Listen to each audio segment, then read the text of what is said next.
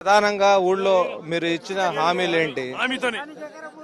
నర్సనగూడెం గ్రామ ప్రజలకి ముందుగా గ్రామ ప్రజలైనటువంటి పేరు పేరున నన్ను ఈ అత్యధిక మెజార్టీ ఇచ్చి గెలిపించినందుకు ముందుగా వారందరికీ కూడా నా హృదయపూర్వక నమస్కారాలు తెలియజేస్తున్నాను.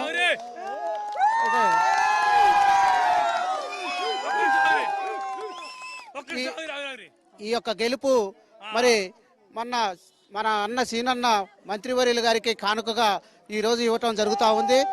ఆయన ఆశీస్సులతోటే నేను ఈ యొక్క మెజార్టీని సాధించాను. ఆయన నాకు ఒక అభయం ఇచ్చాడు. ఈ ఊరికి ఏది కావాలన్నా నేను చేసి పెడతాను, నువ్వు పోటీ చెయ్యి, నేను నీకు అన్ని విధాల అండగా ఉండి ఈ గ్రామ అభివృద్ధికి కృషి చేస్తానని గౌరవ మంత్రి గారు నాకు హామీ ఇవ్వడం జరగటం.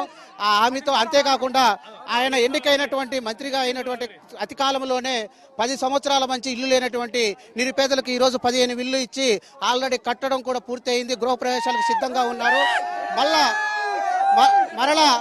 మరలా మేము ఈ గ్రామానికి 25 నుంచి 30 ఇల్లు తీసేందుకు మంత్రి గారితో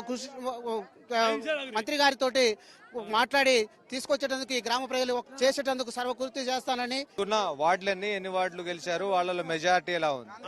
10 వార్డులు ఉన్నాయండి ఈ గ్రామంలో. ఆ 10 వార్డులలో కూడా 8 వార్డులు అత్యధిక మెజారిటీతో గెలిచారు. ప్రతిపక్షం వాళ్ళు స్వల్ప మెజార్టీ తోటి, అది కూడా కొద్దిగా వారు కూడా కష్టపడి ఉన్నట్టయితే ఆ 2 కూడా క్లీన్ చిట్ 10 వార్డులు కూడా క్లీన్ చిట్ చేసేవాళ్ళము. అందరికీ కూడా ఈ విధంగా కృషి చేసినందుకు కార్యకర్తలకు, అభిమానులకు అందరికి కూడా పేరు పేరున ధన్యవాదాలు తెలియజేస్తాం. మీతో మీ ప్రత్యర్థులు కూడా ఉన్నారు కదా, మీ ప్రత్యర్థులు కూడా ఉన్నారు, వాళ్ళు డబ్బులు ఏం పంచారు, మీరేం పంచారు? ఎలా నడిచింది ఎన్నిక? ఊళ్ళో ఏమి ఇవ్వలేదు. 10 సంవత్సరాలు టీఆర్ఎస్ పార్టీ ఆ నాయకులు చేసినటువంటి అరాచకాలతోటి విసికేగి ఈ యొక్క తీర్పుని, అత్యధికమైనటువంటి తీర్పుని ఇచ్చారు తప్ప ఏ విధమైనటువంటి ఆర్థిక ప్రలోభాలకు నేను ఏ రోజు కూడా పలవ పెట్టలేదని తెలియజేసుకుంటున్నాను. ఇక్కడికి ప్రచారానికి ఎవరెవరు వచ్చి మీకు సహకరించారు?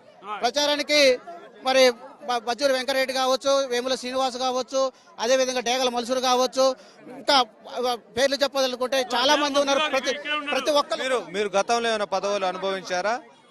నేను గతంలో పదవులు ఏమీ అనుభవించలేదు. నేను ఈ గ్రామంలో ఒక 30 సంవత్సరాల నుంచి ఆర్ఎంపీ వైద్యునిగా పనిచేస్తా ఉన్నాను. ప్రతి గడపకు నేను నా యొక్క పేరు నోటెడ్గా ఉంటుంది.